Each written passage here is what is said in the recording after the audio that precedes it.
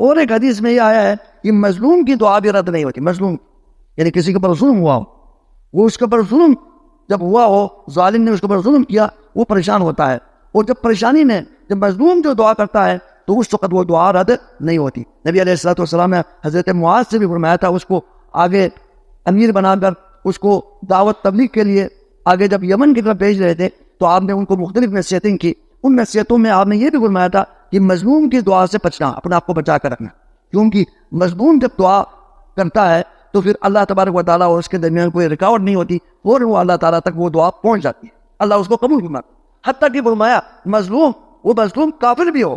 فاجر بھی ہو, حاضر بھی ہو, تو وہ جب اگر جو اس کا فسق و فجور اپنی جگہ پر ہے,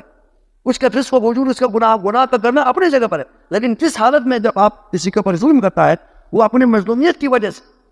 اس ظالم کے خلاف بددعا کرتا ہے, تو وہ بددعا کافر بھی ہو, حاضر بھی ہو, حاضر بھی ہو, تو وہ ظلم کی وجہ سے جب اس نے اس کے ظلم کا پہاڑ توڑا, جب اس کی وجہ سے جب بددعا کرتا ہے تو وہ دعا اللہ تعالیٰ قبول فرماتا ہے, کیونکہ اللہ تبارک و تعالیٰ ظلم کو پسند نہیں کرتا. ظلم کو پسند نہیں کرتا. ظالم کو اللہ تبارک و تعالیٰ اگرچہ تھوڑا سا موقع بھی دے دے, لیکن اس کو ظلم کی جو دعا ہے نا, وہ ضرور اللہ تعالیٰ اس کو پکڑے گا اور اس کو نشان عبرت بنائے گا. تو اس لیے مظلوموں کی دعا سے بھی بچنا چاہیے, اور مظلوم کی دعا بھی اللہ تبارک و تعالیٰ ضرور قبول فرماتے ہیں, اس کو رد نہیں فرماتے. تو اللہ تبارک و تعالیٰ سے دعا کرتے ہیں کہ اللہ تبارک و تعالیٰ ہمیں ان تمام اسباب کو اختیار کرنے کی, ان تمام اوقات کو اختیار کرنے کی, اور صرف اللہ تبارک و تعالیٰ سے مانگنے کی اللہ تبارک و تعالیٰ ہمیں ہمیشہ توفیق دے.